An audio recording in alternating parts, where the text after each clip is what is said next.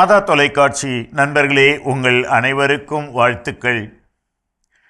மனித வாழ்விலே பேசுவது, அமைதியாக இருப்பது, இந்த இரண்டுமே நல்லது.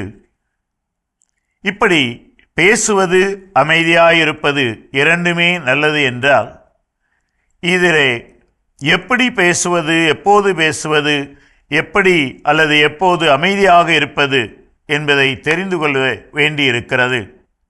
இதை குறித்து கமூஸ் என்ற அறிஞர் இப்படியாக குறிப்பிடுகிறார்: Mere silence is not wisdom, for wisdom consists in knowing when and how to speak and where to keep silence.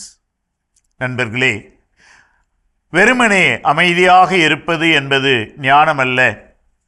ஏனென்றால் நாம் பலமுறை உலகிலே சொல்ல கேள்விப்பட்டிருக்கிறோம், அமைதியாக இருப்பவர்கள்தான் ஞானிகள், அவர்கள் அதிகம் பேச மாட்டார்கள், எப்போதும் தியானத்தில் இருப்பார்கள். வெறுமனே அமைதியாக இருப்பது ஞானமல்ல, மாறாக எப்போது எப்படி பேசுவது என்றும் எங்கே அமைதியாக இருப்பது என்றும் அறிந்திருப்பதே ஞானம். இந்த இடத்திலே பேசியாக வேண்டும், இந்த இடத்திலே அமைதியாக இருக்க வேண்டும் என்று அந்த சூழ்நிலை, அங்கு நிலவுகின்ற நிகழ்வுகள் அனைத்தையும் கணக்கில் எடுத்து எப்போது பேச வேண்டும், எப்போது பேசாது இருக்க வேண்டும் என்று முடிவெடுத்து செயல்படுவது, அதுக்கு பெயர்தான் ஞானம்.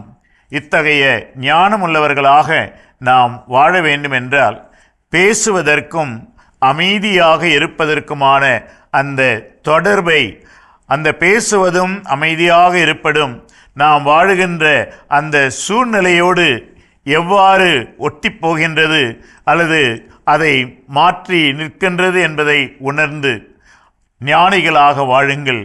எத்தகைய ஞானி? அமைதியில் இருக்கிற ஞானி என்றல்ல, எப்படி பேசுவது, எங்கே அமைதியாக இருப்பது என்று அறிந்த ஞானியாக வாழுங்கள் என்று உங்களை அன்போடு வாழ்த்துகிறேன்.